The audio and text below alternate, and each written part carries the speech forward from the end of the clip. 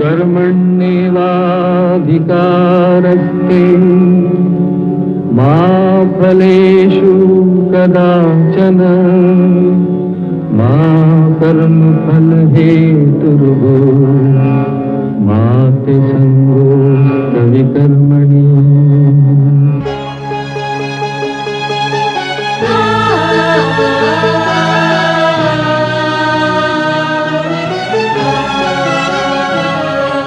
ये औरत है कुदरत का अनमोल तोहफा, ये ममता का सागर, मोहब्बत का दरिया है। हर नस्ल हर देश पर कर्ज इसका बनाया गया, त्याग को फर्ज इसका। मगर इसकी दुनिया ने कीमत न जानी, मगर इसकी दुनिया ने कीमत न जानी। अजब दास्तां है, अजब है कहानी।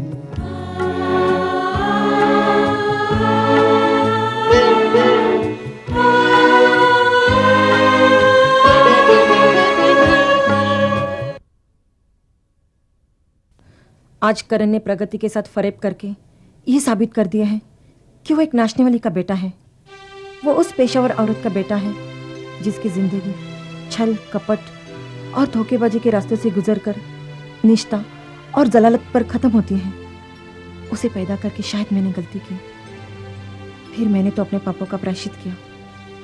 मैंने समझा था कि इस सजा ने मुझ पर लगे हुए बदनामी और रुसवाई के धब्बे धो दिए हैं, मगर उसके ऐसे करने से लोग मुझे मेरी पिछली जिंदगी की ताने देंगे।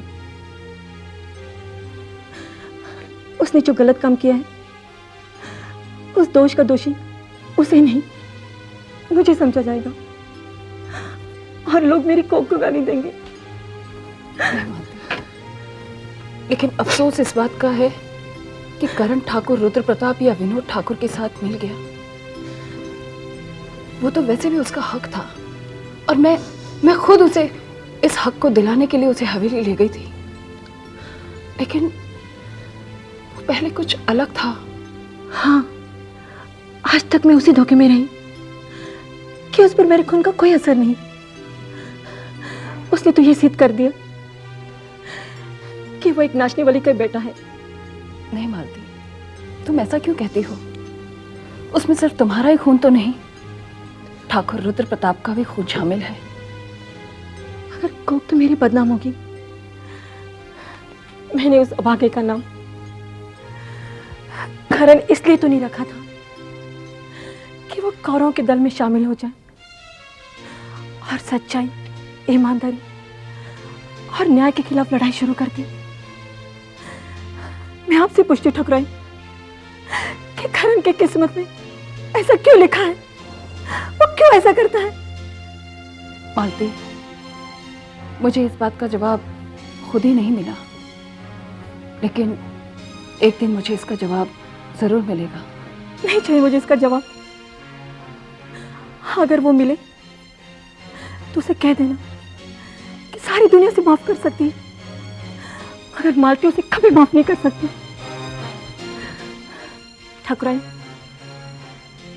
जेल के इन सलाखे के पीछे अगर मैं जिंदा थी तो बस इसी उम्मीद से कि मैं एक दिन जेल से छूटकर अपने बेटे के पास चली जाऊंगी।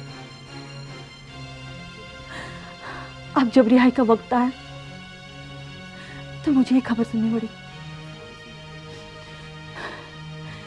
इस रिहाई से तो इस जेल की सजा अच्छी है। एक ही प्रार्थना करती हूँ मैं भगवान से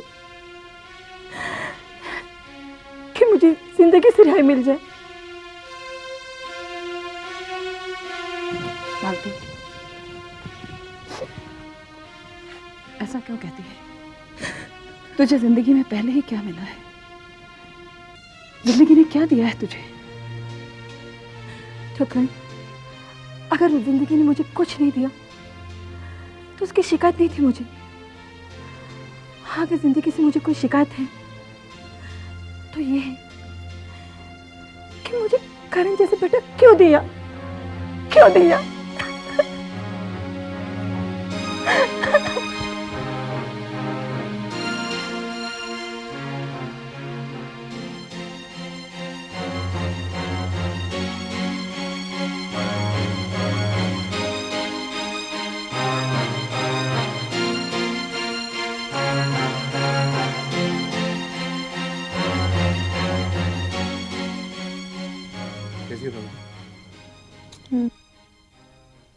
ओह, आज ऑफिस में इतना काम था, इतना काम था, बहुत थक गया हूं।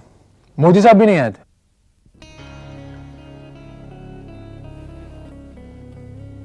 क्या बात है प्रगति, बहुत खोई हुई? राजेश, मैं सोच रही थी क्या सोच रही थी? कि जो इंसान सोचता है वो कभी नहीं होता, और जो हो जाता है उसके बारे में इंसान कभी सोच भी नहीं सकता। साफ साफ बताओ प्रगति, तुम क्या सोच रही थी और क्या हो रहा है? राजेश, आज करण की मां जेल से रिहा होने वाली है। मैं उन्हें लेने के लिए जाना चाहती थी, लेकिन मैं नहीं जा सकती।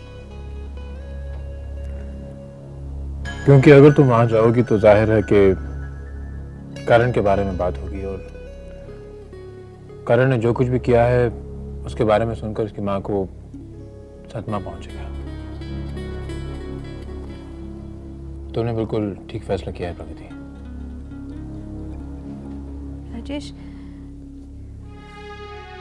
ना जाने का फैसला तो मैंने कर ही लिया है,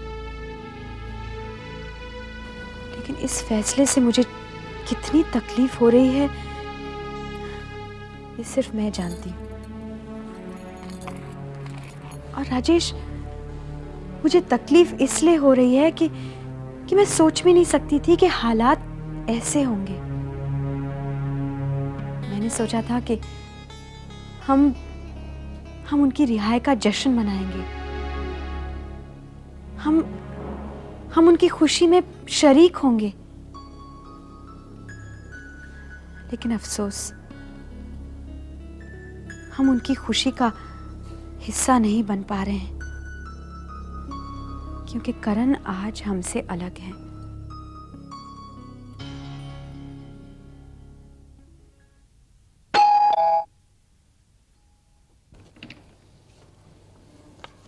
थैंक यू।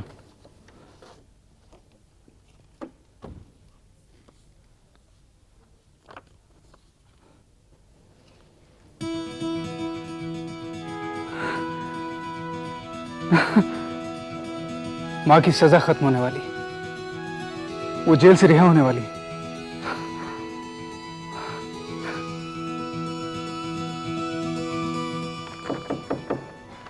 यस, कम इन। कैसे है जेलर साहब? आओ करण। ये आपकी तरफ से मुझे पोस्ट कार्ड मिला था। हाँ हाँ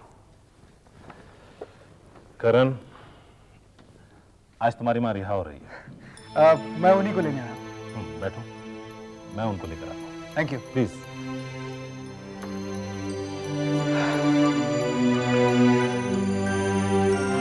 ताला खोलो।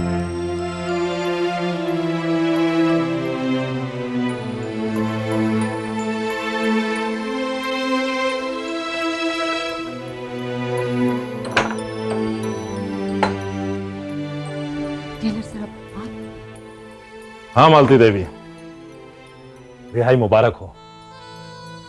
अब आप आजाद हैं और आपका बेटा आपको लेने आया हुआ है। जेलर साहब, एक उपकार करेंगे आप मुझ पर? जी कहिए, क्या करना? मेरे बेटे से कह दीजिए मैं उसके साथ जाना नहीं चाहती। ये आप क्या कह रही हैं? जेलर साहब, मैंने आपको एक उपकार करने को कहा है। मालती देवी, आप इतने दिनों जेल में रही और मैं अच्छी तरीके से जानता हूं, इस दौरान जो लोग भी आपसे मिलने आए मैं सबको पहचानता हूं। सब कितना चाहते हैं, कितना प्यार करते हैं आपसे। फिर करण तो आपका बेटा है, वो भी पहले कई बार आपसे मिलने आया है। आज जब आप रिहा हो रही हैं तो अपने बेटे के साथ जाना नहीं चाहती? जेलर साहब, क्या आप नहीं जानते, अगर माँ अपनी औलाद के साथ जाना नहीं चाहती तो औलाद ने जरूर कुछ ऐसा काम किया होगा जिससे एक माँ का दिल जख्मों से चूर चूर हुआ होगा। उसके दिल को भी जरूर चोट पहुंची होगी। मैं सिर्फ उसके साथ जाना नहीं चाहती, बल्कि उसकी सूरत भी नहीं देखना चाहती। बुरा मत मानिएगा मालती देवी, जहां तक मुझे मालूम है करण आपका इकलौता बेटा है, और अगर आप अपने इकलौते बेटे के साथ नहीं जाएंगी तो फिर आप कहां जाएंगी? जेलर साहब, ये दुनिया बहुत बड़ी है, कहीं भी सर छुपाने की जगह मिल जाएगी, मगर आपसे मेरी विनती है, मैं अपने बेटे के साथ नहीं मिलना चाहती। अगर वो जिद करे तो? नहीं कर सकता है वो जिद। आप अगर उसे कहेंगे कि मैं उसकी सूरत नहीं देखना चाहती तो वो खुद चला जाएगा। अगर वो यहाँ ना चाहे तो आप उसे मना कर दीजिएगा। ठीक है, एज यू विश।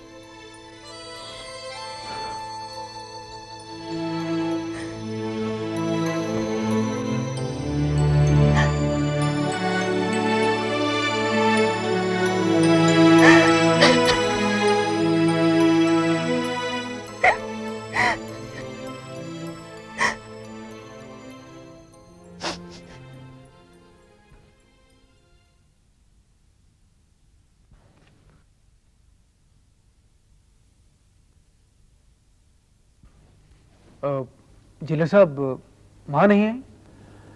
नहीं करण। लेकिन क्यों? क्या आज उन्हें रिहा नहीं किया जा रहा? नहीं, रिहा तो वो हो चुकी हैं, लेकिन वो तुम्हारे साथ जाना नहीं चाहती। ये क्या कह रहे हैं? अगर मेरी माँ मेरे साथ नहीं जाएगी तो किसके साथ जाएगी? करण साहब, ठीक यही सवाल मैंने मालती देवी से पूछा था। कहती हैं बहुत बड़ी दुनिया है, कहीं भी सर छुपाने को जगह मिल जाएगी। जेलर साहब, मैं अपनी माँ से मिलना चाहता हूँ। सॉरी करण, तुम्हारी माँ तुम्हारी सूरत भी देखना नहीं चाहती, और वो जब तक यहां है तब तक मैं उन्हें मजबूर नहीं कर सकता। मगर जेलर साहब। नो करण, बिल्कुल नहीं।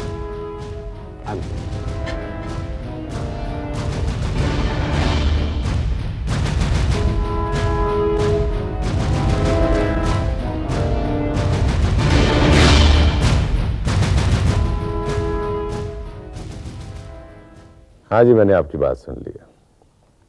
मेरा आदमी आपके पास पहुंच जाएगा। हाँ जी, ठीक है, नमस्कार।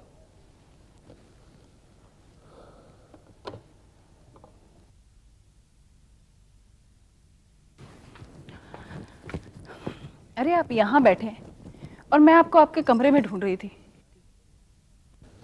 ठकुराइन, मुझे क्यों ढूंढ रही थी तुम? दरअसल मुझे मेरी गलती का एहसास हो गया। राम गोसाई,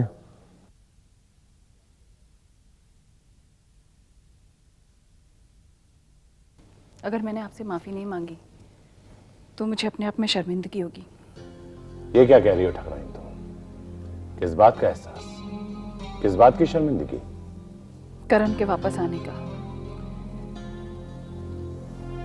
दरअसल आपके और विनोद के लिए मेरे दिल में गुस्सा था, और सच्चाई जानने का मुझे मौका ही नहीं मिला कि करण आपका खून है। जितना हक विनोद का आप पर है, उतना ही हक करण का भी आप पर है, और करण को अपनाकर आपने ये साबित कर दिया कि आप एक अच्छे पिता ही नहीं बल्कि एक महान इंसान भी हैं। ठकुराइन, ये तुम मेरी तारीफ कर रही हो या मुझ पर व्यंग कस रही हो? नहीं ठाकुर साहब, मैं आज आप पर व्यंग नहीं कस रही, बल्कि मैं तो मुबारकबाद देने आई हूँ करण को अपनाने के लिए। चलिए, भगवान का लाख लाख शुक्र है कि कभी तो तुमने मुझे सही समझा। मैं आज आपसे वादा करती हूँ, मैं आपको अब कभी गलत नहीं समझूंगी। ठकराइन यहाँ खड़ी क्यों? चलो बैठो, आओ। नहीं, मैं बैठूंगी नहीं। क्यों? क्योंकि मुझे अभी हवेली को संवारना है और आपसे विनती करती हूँ कि आप भी मेरे इस काम में मदद कीजिए। ठकुराइन, इस हवेली को संवारने की क्या जरूरत है? हवेली तो बिल्कुल ठीक ठाक है। ठाकुर साहब, कैसी बात कर रहे हैं आप? आपने एक बेटे को अपनाया है, उसे अपने पास बुलाया है और उसकी माँ भी तो आ रही है। क्या? हाँ ठाकुर साहब, एक खुशखबरी और है आपके लिए। मालती जेल से रिहा होने वाली है और जहाँ बेटा रहेगा माँ भी तो वहीं रहेगी। ठकुराइन, ये तुम क्या कह रही हो? वो यहाँ नहीं आएगी। क्यों? जहाँ बेटा रहेगा माँ भी तो वहीं रहेगी ठाकुर साहब। नहीं ठकुराइन, वो इस हवेली में नहीं आएगी। वो करण की माँ जरूर है, लेकिन क्या? वो एक नाचने वाली है, एक वेश्या है, एक तवाइफ है। हो, ये तो मैं भूल ही गई थी कि करण एक इज्जतदार ठाकुर का बेटा नहीं बल्कि एक तवायफ का बेटा है। आज मैं ये समझी कि इसीलिए करण का खून सफेद हो गया है, क्योंकि बाप की रगों में जो खून होता है वही बेटे की रगों में होता है। और आपका खून भी सफेद है।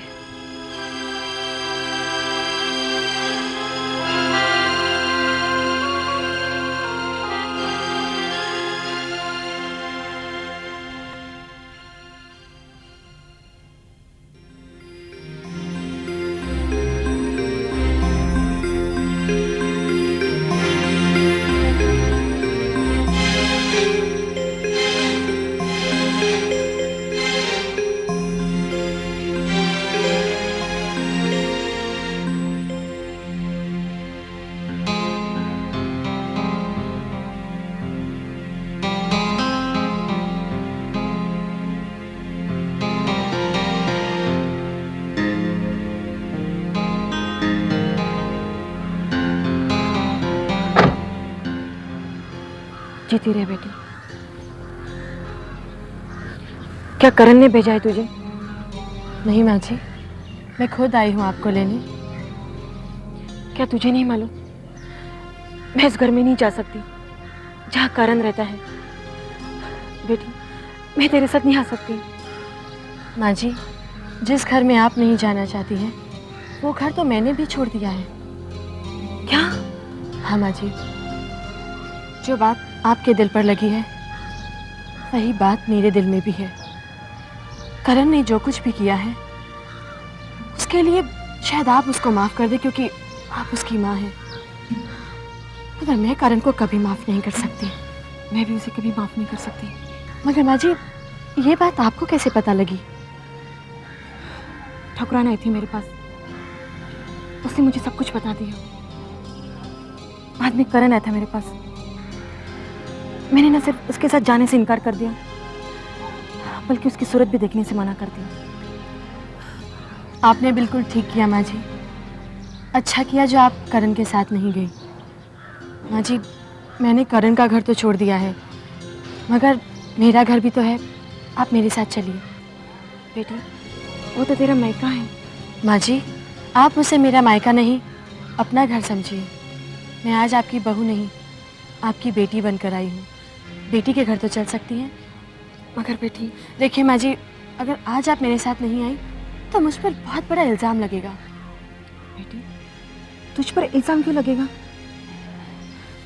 इल्ज़ाम तो उस पर लगेगा जिसकी मैं माँ हूँ। माँ जी, जिसकी आप माँ हैं, मैं उसकी अर्धांगिनी हूँ। और फिर वहाँ मैं अकेली नहीं हूँ, आपका पोता भी मेरे साथ है। हाँ माँ जी, चलिए ना माँ जी। देखिए, अगर आपको वहाँ रहने में संकोच है तो हम कहीं और चले जाएंगे, मगर इस वक्त आप मेरे साथ चलिए। आइए।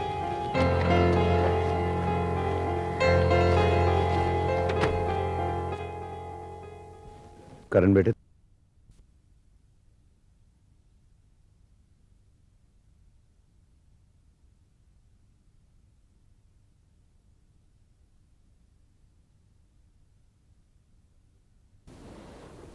करण बेटे, तुम्हें मालूम है कि आज मालती रिहा होने वाली है? हाँ बाबूजी, आज मैं वहीं पर गया था। तुम गए थे तो मालती ने तुम्हें बाबूजी, माँ ने मेरे साथ आने को मना कर दिया।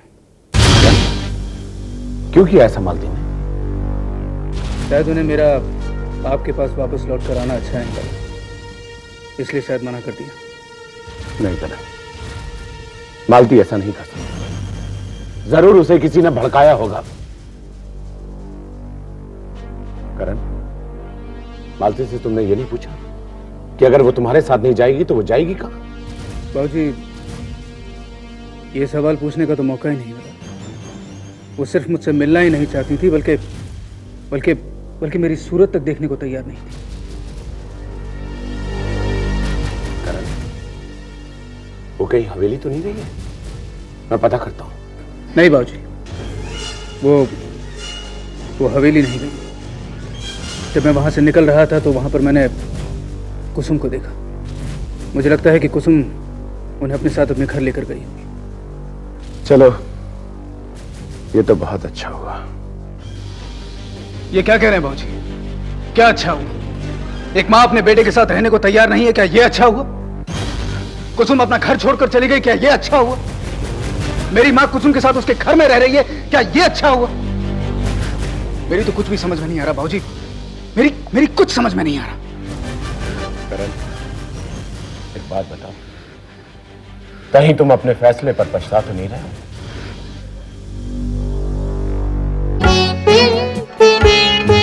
है दुनिया में इंसाफ की ये निशानी, अजब दास्तां है, अजब है कहानी।